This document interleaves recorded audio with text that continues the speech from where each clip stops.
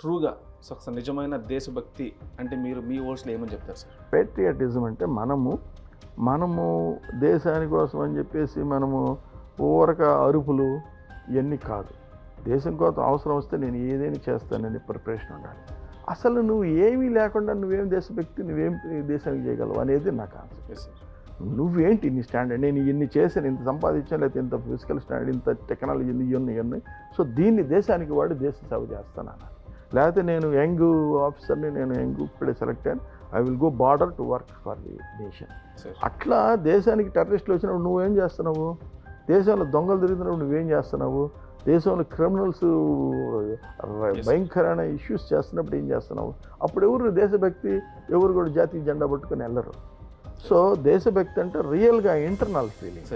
అట్లా ప్రతి వ్యక్తి కూడా వాడి వర్క్లో చేసే దీన్నే దేశభక్తి. అంతేగాని మనము ప్రతి వాడు యుద్ధం చేయాల్సిన అవసరం లేదు. నువ్వు సక్సెస్ అయిపోయి నువ్వు దేశానికి సేవ చేసేది దేశభక్తి.